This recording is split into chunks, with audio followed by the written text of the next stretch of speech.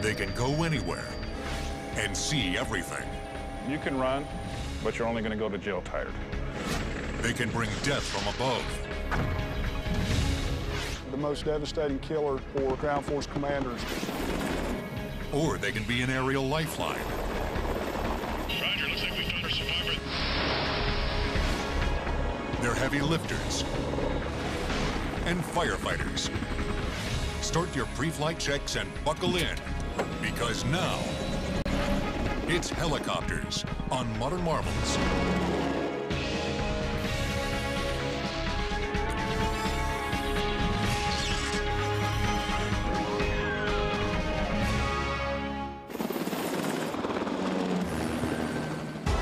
Helicopters. Our skies are full of them. Unlike airplanes, they offer the unique ability to fly in any direction, or just hover in one spot. And when this ability is combined with lethal firepower, you get the AH-64D Apache Longbow, the deadliest helicopter in the world. At the U.S. Army's Fort Rucker in Alabama, they train pilots to fly this bird of prey. The AH-64D, it's primarily an attack helicopter, or a gunship as we call it. Its primary mission is to attack, and what it does is it actually goes to where the tracers are coming from and actually engages the enemy that are engaging our friendly forces on the ground. With a top speed of 182 miles per hour, the Apache gets there fast, ready to unload an array of deadly fire. These are the 19-shot rocket pods.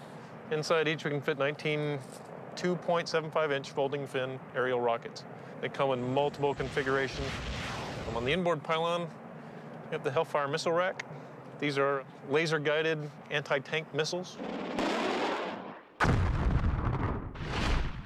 The Apache can be configured to hold multiple rocket pods or missile racks, depending on the mission.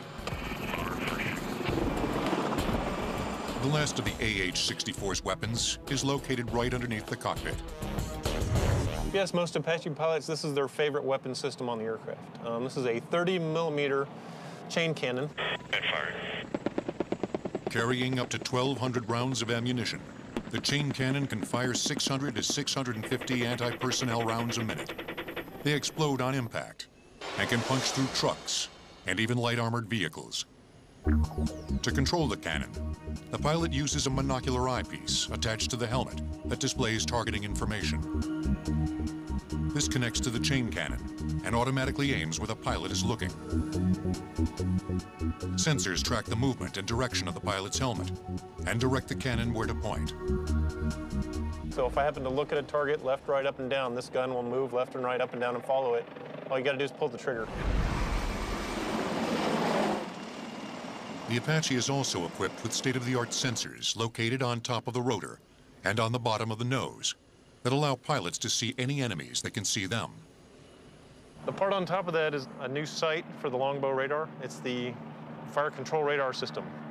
We can look out with a millimeter wave radar, look for tanks in the open, get all that data to our computers. That'll transfer it to a firing solution.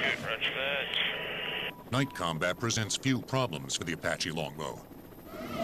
This is the Target Acquisition and Designating System, also known as the TADS. It's on the bottom side of this turret. We have a night system right here, which is forward-looking infrared. Uses different temperatures and heat to detect targets. This side is the day TV side for day television. Also has a laser rangefinder and designator for designating targets for laser-guided munitions. On the top here is the pilot night vision sensor. That's purely for flying at nighttime. These sensors allow the Apache pilots to see everything, even who is friend and who is foe. We don't indiscriminately just shoot at people. With this aircraft, because of its digital capability, we can zero in on just those people that are doing bad things. The Apache's extreme lethality also makes it a threat deterrent. The mere presence of the Apache in the sky is often enough to dissuade the enemy from attacking friendly ground forces. Sometimes all it takes is for us to show up and the enemy stops shooting and they disappear.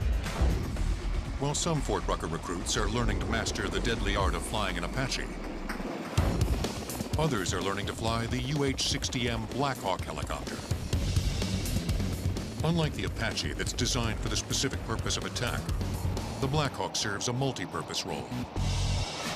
This is a UH-60 Mike model Black Hawk, and the UH-60 is a utility helicopter. The UH-60 is probably one of the most versatile aircraft in the Army, and it can conduct mission from ranges of air assault operations and combat, which we can take fully loaded combat soldiers in air assault missions onto the battlefield. And then we can turn around and pick up logistical supplies from sling loading water, pallets or MRE pallets, or ammunition to help resupply soldiers. We can do medevac missions, which is picking up casualties on the battlefield, delivering to the medical treatment facilities, which has drastically increased the survivability on the battlefield. Number 1 and number 2 battery utility bus circuit breakers are in. The Black Hawk helicopter crew includes 2 pilots. To fly it, the pilots must use both hands and feet. The helicopter's superior maneuverability comes with complexity. The key to understanding how to fly a Black Hawk or any helicopter starts at the hub. The hub is a central portion of the rotor system. It's the part where all 4 rotor blades hook together. The hub or rotor disc tilts to give the helicopter directional flight and is controlled by the cyclic. This is the cyclic. This provides us directional control, either at a hover or in a cruise flight mode. With a cyclic, I'm actually tilting the rotor disc in the direction that I'm pushing the cyclic. So therefore, if I'm at a hover and I move the cyclic to the right, then the aircraft rotor disc is going to tilt to the right and I'm going to drift to the right. If I push the cyclic forward, the rotor system is going to tilt forward, the aircraft is going to go into a descent, and I look outside and the houses on the ground are actually getting bigger because I'm getting closer to the ground. To control the lift or thrust of the helicopter, the pilot uses the collective. The flight control that I have in my left hand here is called the collective. And it's called the collective because it collectively puts blade pitch angle into all 4 rotor blades at the same time. The more pitch I want in the rotor blade, the higher I pull the collective. The pitch angle determines how fast the helicopter will lift off the ground in a hover, or how fast it will fly in flight. A 0 angle will produce 0 lift. As the pitch increases, the blades will push more air downward, resulting in greater lift. Once in the air, the pilot pushes the cyclic forward to start the helicopter in a forward direction. Ermey, 069, we'll just slow down here in the orbit, just let you catch up to us. How about that? As the pilot flies the aircraft, he uses the tail rotor to keep the nose of the helicopter pointing forward. The purpose of that tail rotor is to provide thrust in the opposite direction of the main rotor turning so that we can maintain our directional flight. Since the main rotor system turns counterclockwise, there's an equal and opposite reaction that forces the fuselage clockwise. Tail rotor counters that. It works the same way as the main rotor in that its blades increase pitch to gain thrust. To maintain a pitch that will keep the helicopter moving forward, the pilot uses his feet to control the tail rotor. If I push left pedal, then that causes the nose of the helicopter to turn left. And then I use counter pressure on the opposite pedal to stop that motion. The Black Hawk has 2 crew chiefs who are responsible for everything that happens from the cockpit back. We have 2 crew members that sit in the back of the aircraft, and they're predominantly crew chiefs and door gunners. And they assist with the loading and unloading of the aircraft. We're a utility helicopter, so we want to get in and get out, and the door guns are predominantly there to assist in the suppression of the enemy and provide area coverage. The UH-60M Black Hawk helicopter is the successor to the old UH-1 Huey from the Vietnam War. The Hueys became the workhorses of the military, and much like the Black Hawks, filled many different roles. They evacuated wounded soldiers, transported troops, dropped supplies, and were even used as gunships. But while the Huey pilots flew using only visual references on the ground and maps, Black Hawk pilots fly with state-of-the-art instruments.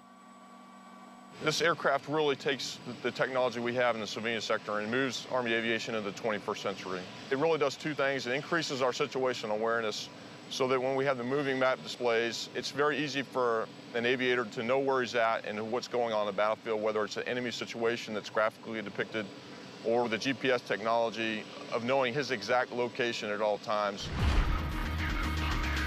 Along with modern navigation systems, the Black Hawk incorporates an onboard autopilot system known as a flight director. It allows the helicopter to fly itself. You actually control the airspeed, altitude, heading, or course, make the aircraft fly a flight plan with the flight director and never touch the conventional flight controls. That reduces the pilot workload and allows the pilot to focus his attention in other areas. These Blackhawks are used for many different operations and even do a little light lifting. But when the military needs to do some heavy lifting, they call in the Marines and their CH-53E Super Stallion. It is a heavy lift helicopter. CH-53 Echo Super Stallion. It's the largest helicopter in the military. It dwarfs some of its flashier cousins. The Blackhawk weighs just over 10,500 pounds and stands 16 feet 10 inches high. The Apache weighs in at nearly 11,500 pounds and stands 12 feet 7 inches high. But the CH-53 weighs over 33,000 pounds and towers nearly 3 stories high at 28 feet. Not only is the CH-53 the largest helicopter in the military, it's also the strongest. The Super Stallion can carry internal loads of up to 20,000 pounds in the cargo hold, or external loads of 32,000 pounds hung underneath the aircraft. It can carry everything from armed troops to armored vehicles. Well, the primary mission of the helicopter is assault support, carrying troops and equipment around the theater or wherever we're operating at to make sure that they get the supplies they need, the equipment, the ammunition, and basically moving Marines around. To complete these missions, it takes 2 pilots and 3 crew chiefs, who are responsible for loading up the inside. We call it beans, Band-Aids, and bullets. We can take anything in the back. Or hooking up external loads underneath. It's either a single point lift or a dual point lift. Dual points are usually for longer, wider loads so that you can keep the load from spinning.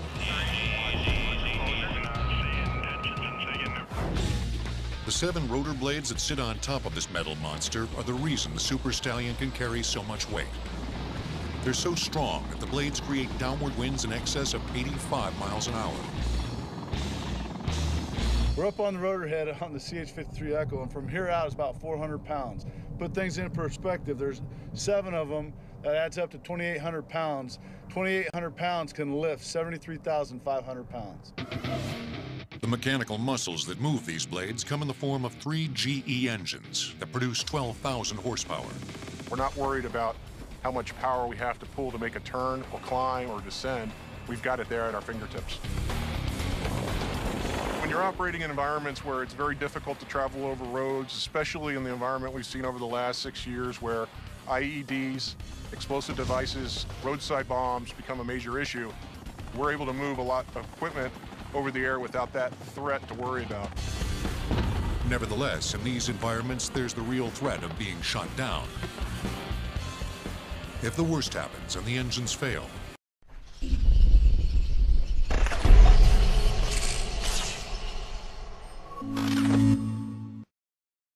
CH-53 pilots rely on an aerodynamic phenomenon common to all helicopters, called auto-rotation.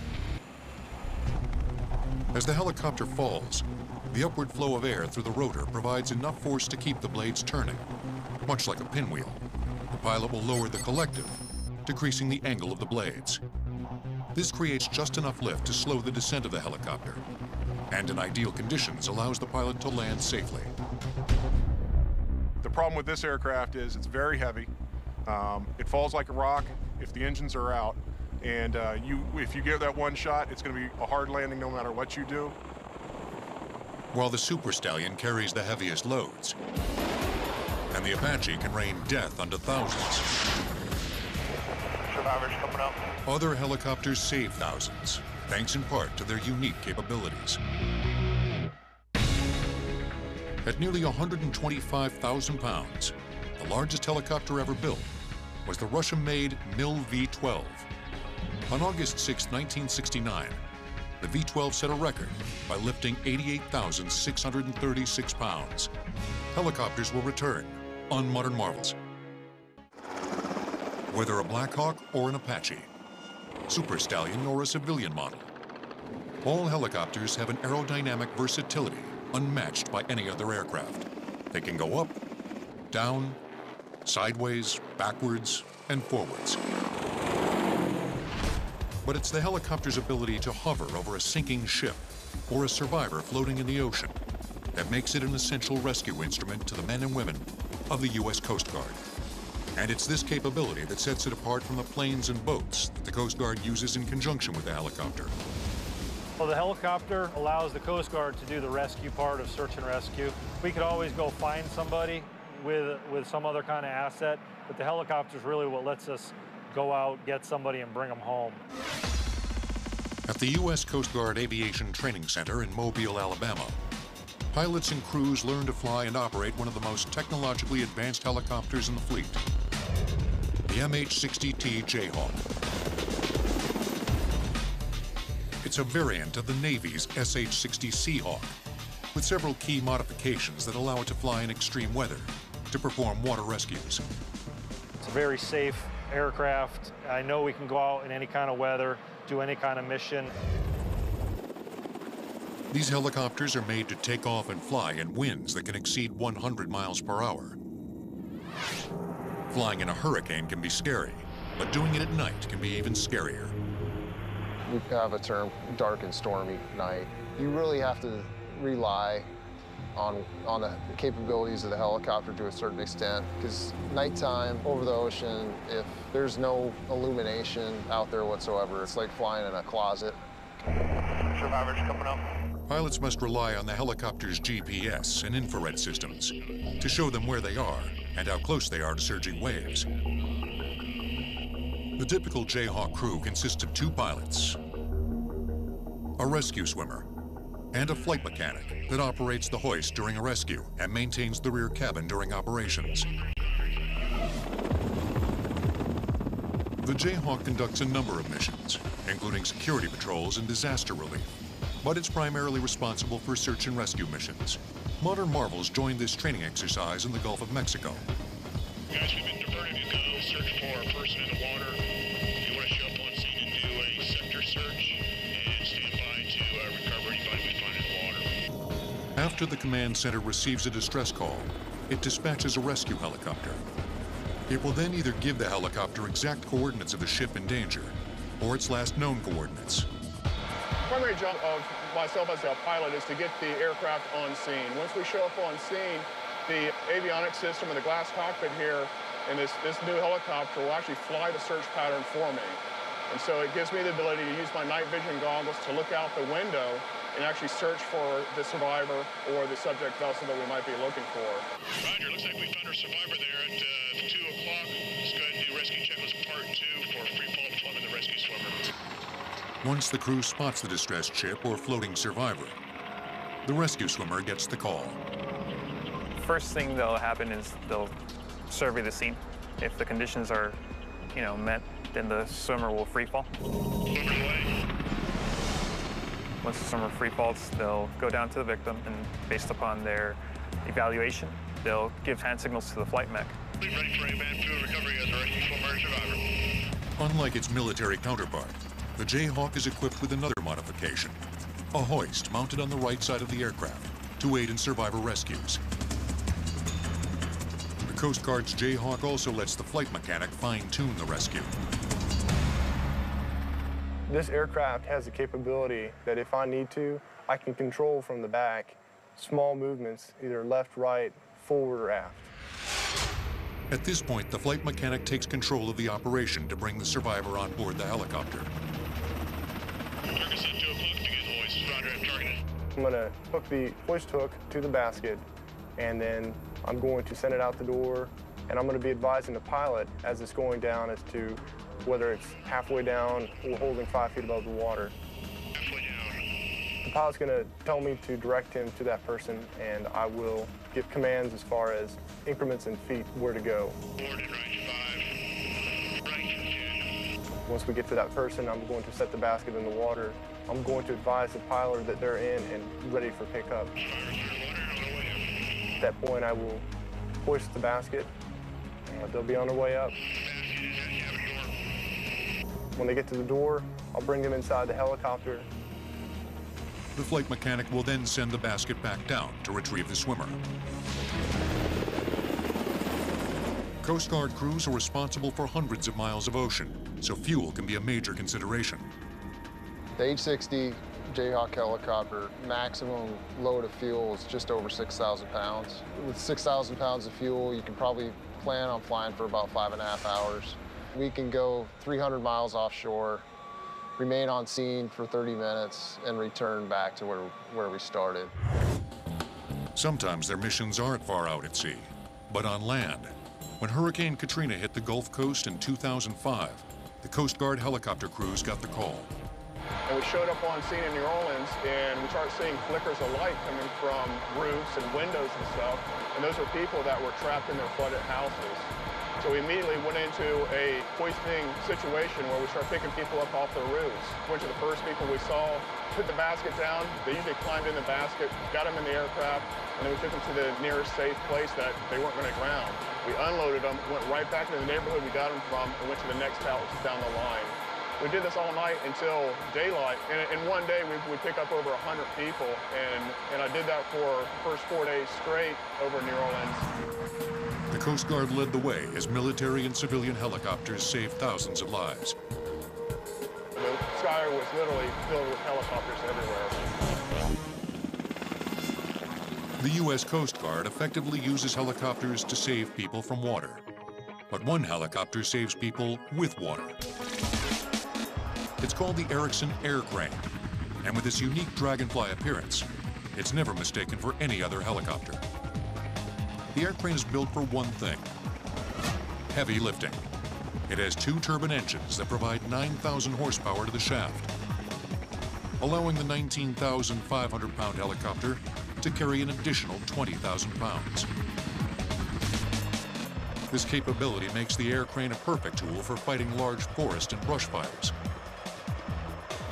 The air crane can be fitted with a 2,650-gallon tank that can be filled with a suctioning device called a ram scoop hydrofoil. It can fill the tank in less than 40 seconds. This tank empties over a 265,000 square foot area and can extinguish fires that might take ground crews precious hours to control and put out. While the heavy lifting Erickson air crane may dominate our construction sites and fire lines, another much smaller, much less expensive helicopter dominates the skies above our cities.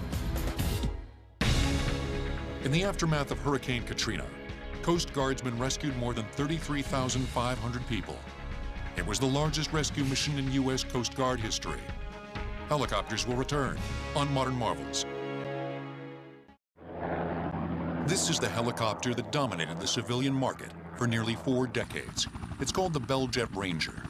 The Bell helicopter was the first helicopter that really was successful in the commercial market, and the ones that you see on TV, for instance, in old movies.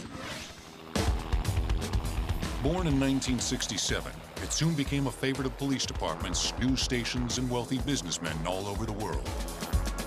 But these jet turbine-driven helicopters came with a high price tag. By 1971, they cost nearly $115,000. That's the equivalent of nearly $600,000 today. Ex-Bell engineer Frank Robinson decided he could make a helicopter that would be cheaper to fly and maintain. In 1979, Robinson Helicopters started to manufacture the 2-seat R-22, selling them for the same price as a high-end luxury car, about $40,000. They still make the R-22 today. Robinson began selling the R-44, a 4-seat version, in 1992 for $235,000. While Bell's jet helicopters still fill a role for many companies, in 1988, Robinson's helicopters first sold more than Bell, and they've done so every year since. Robinson started with a cheaper, more efficient engine. The R-22 model uses a 4-cylinder piston engine instead of a jet turbine, while the larger R-44 uses a 6-cylinder engine. That is by far the most practical type of engine to use in a small, light helicopter like ours, because it burns a lot less fuel than a turbine. Though less powerful than turbine engines, they still push the R-22 up to a top speed of 110 miles per hour, and the R-44 to a top speed of 135 miles per hour, giving them both a range of over 350 miles. Along with an economical engine, Robinson streamlined the design of his helicopters. Well, we've kept the design very simple, very lightweight, and yet very, very reliable. The features of our helicopters are designed for efficiency, for speed, to keep the noise level down. And what you probably recognize if you see one flying over, it tells you that it's one of ours. It has a tall mast. The rotor is up considerably higher than the rest of the fuselage. And we do that because it allows us to use a large diameter rotor, which is more efficient than a smaller diameter rotor. The larger mast allows the blades to extend over the aft rotor. But before they fly, they all start out as nuts and bolts and sheet metal. The raw materials come in one door, and they end up going out another door as a finished flying helicopter. Nearly every part of every Robinson helicopter is made in-house and entirely built by hand. And that process starts with cutting and shaping the metal into specific sizes to be sent to the sub-assemblies. This is where all the parts are constructed before being sent to final assembly. Here, parts like the tail boom, rotor blades, cabin, and landing skids are assembled into a complete helicopter shell.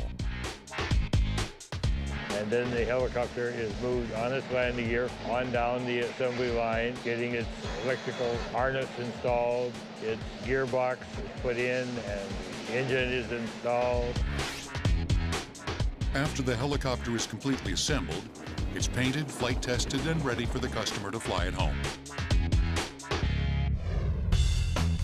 Robinson's simple design allowed the company to produce nearly 900 helicopters in 2008 at its manufacturing facility in Torrance, California. No helicopter manufacturer had ever produced that many in a single year. Of course, they cost a little more now. The R-22 sells for $243,000, and the R-44 for nearly $400,000. One agency that realizes the value of a Robinson helicopter is the El Monte, California Police Department. They maintain a fleet of 3 R-44 helicopters that have been converted for police use. You have a high candle power searchlight, which is used to illuminate ground person at night. We also have the FLIR, which is the forward-looking infrared, which enables the observer to see heat signatures on the ground at night and even during the day. We also have a different radio package which allows us to talk to a wide variety of police agencies within the Los Angeles County. And there's other equipment such as LoJack, which is a vehicle locating device. Even with these extra add-ons, Robinson helicopters operate for a third of the cost of larger, more expensive police helicopters. That allows us to have 3 and allows us to stay in business and do what we do best, and that's providing a safe aerial platform and a safe environment for the citizens we serve. Having that helicopter in the sky is equivalent to having anywhere from 5 to 8 ground officers in the area, and also gives the police a significant advantage.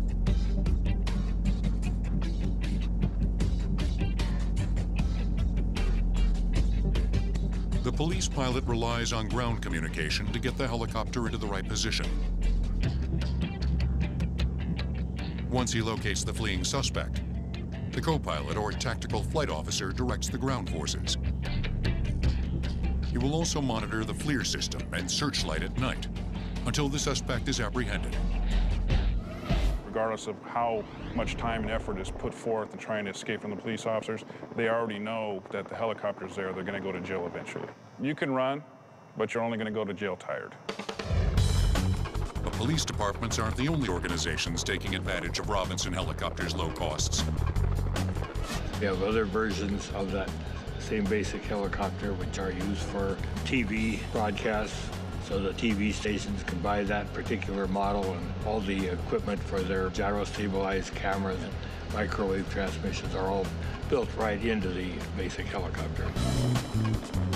These helicopters end up flying for industries all over the world. About 70% of all of the helicopters that we manufacture are exported. Exported all over the world, and some of our most active markets right now are places like South Africa, Australia, New Zealand, and of course all of the European countries. The Robinson fills an important niche in an economically cautious world. But if you've got the money, you might prefer one of these tricked-out choppers. In 2000, Jennifer Murray became the first woman pilot to circumnavigate the Earth in a helicopter. She did it in a Robinson R-44. Helicopters will return on Modern Marvels.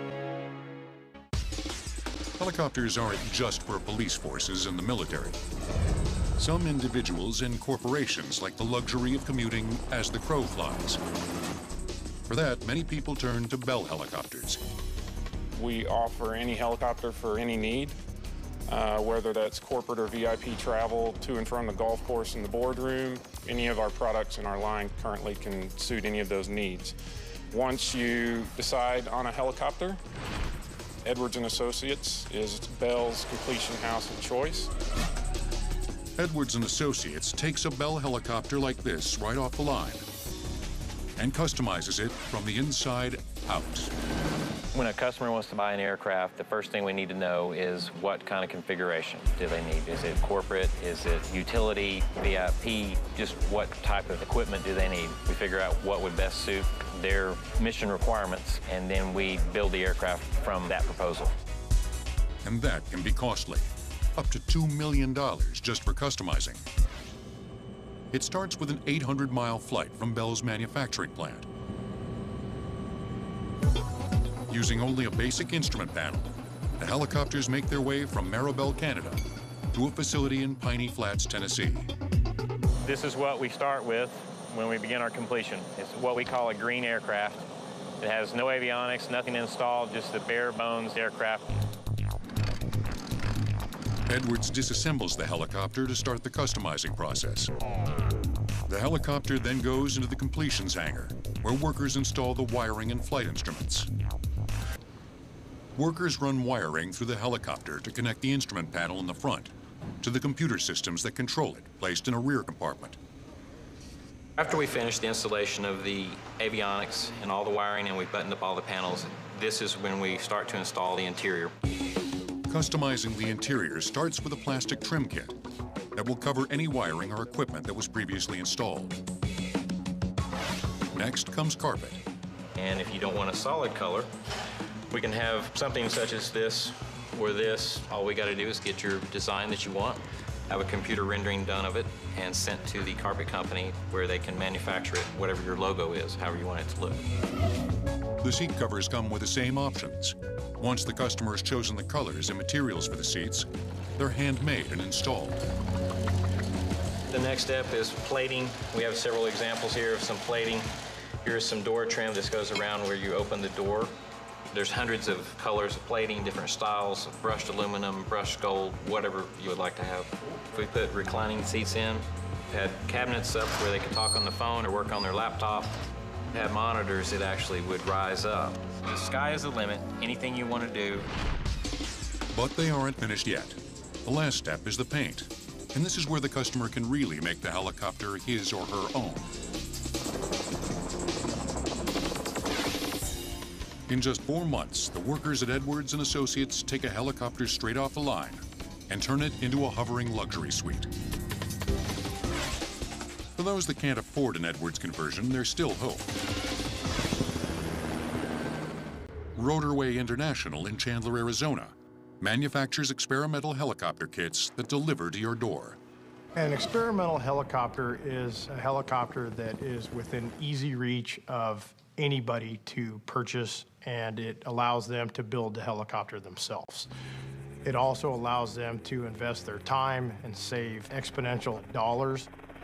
Rotorway's 2-seat A600 Talon is just over $100,000, some assembly required.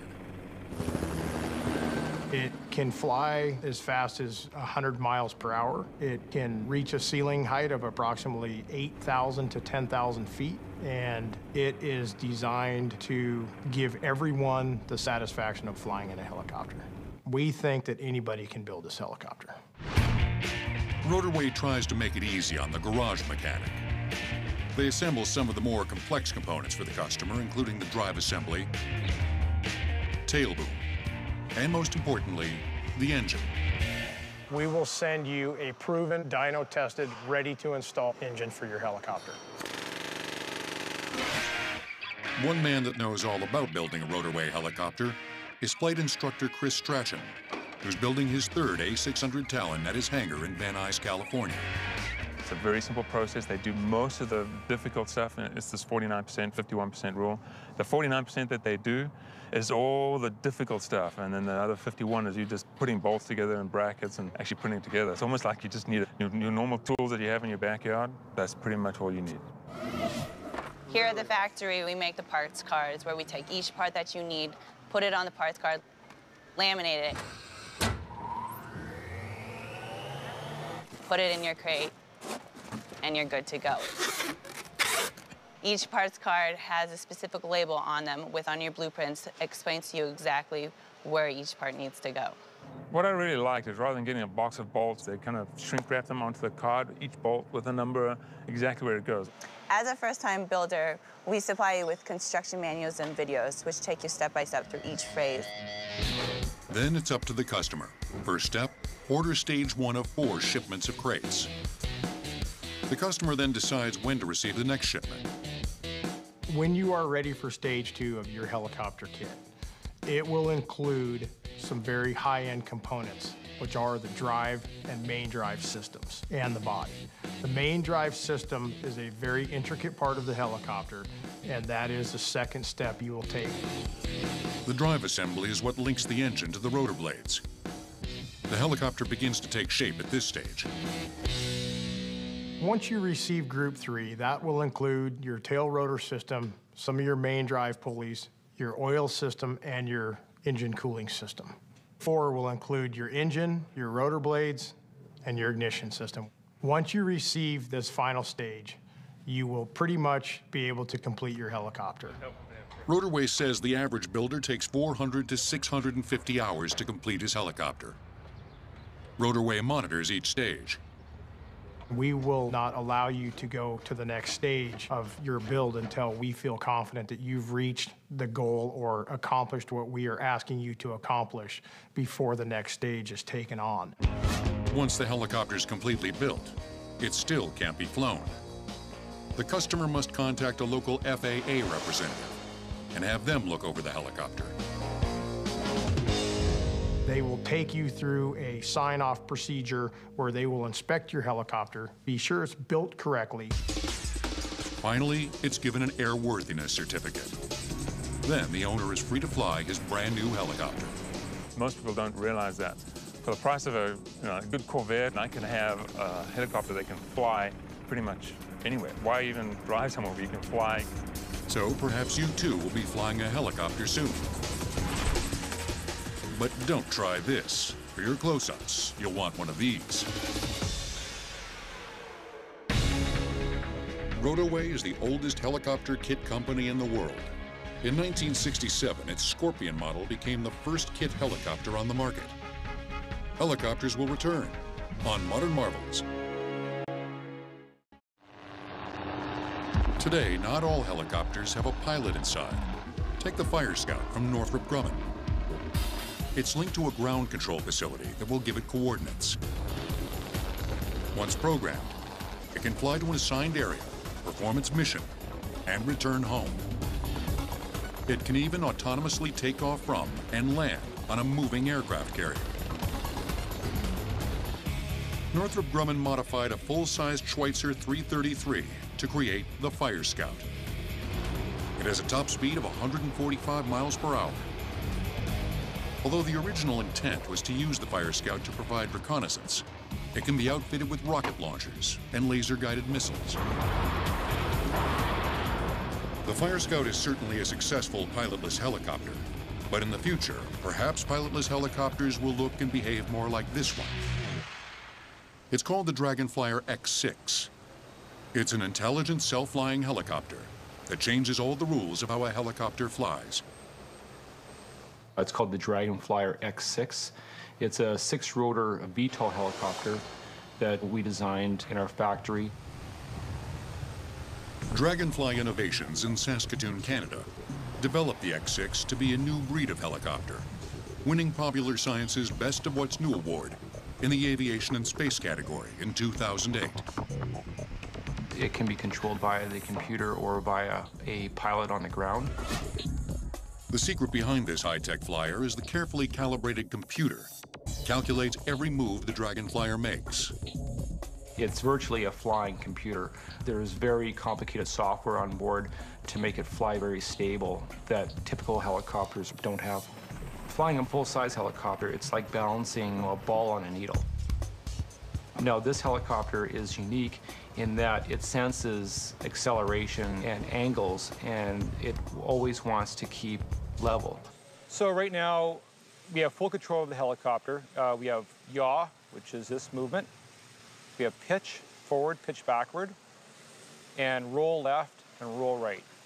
So what I'm going to do here is I'm going to take these sticks and smash them around, and you'll notice how that the helicopter always levels itself. If you ever get confused or in trouble, let go of the stick. The way the Dragonflyer uses its 6 rotors to move is revolutionary. The helicopter changes direction by speeding and slowing up the RPM of the individual motors. So if you wanted to go forward, you would speed up the rear motors to push the helicopter forward. To yaw the helicopter right, you would speed up all the top motors and slow down all the bottom motors. On the contrary, to yaw left, you would speed up the bottom motors and slow down the top. So just the varying RPM of the individual motors will make this helicopter go in a different direction. A typical helicopter uses the pitch of the rotor blades to increase speed. This helicopter has a fixed pitch. Speed is controlled by simply increasing the power of the motors. This smart helicopter can make anyone a pilot in a matter of hours. It's even outfitted with safety features that allow it to auto-land if anything goes wrong. The Dragonflyer was designed to record still and video photography. It has a special mount built into the frame to hold a camera. The helicopter can lift approximately 500 to 600 grams. That's more than enough weight to carry most consumer digital and video cameras. But the Dragonflyer's size and mobility give it many different photographic applications. The civil applications are anywhere between aerial photography, aerial videography, police work, fire inspection, archaeology. So there's a huge range of civil applications. We've even done studies on bird nests with the helicopter. So you can actually fly the helicopter up to a tree and take photographs of birds. The Dragonflyer X6 may not have the size of some of its big brothers, but like them, it has the versatility to serve in multiple roles. They're a unique type of aircraft that our civilization now finds indispensable.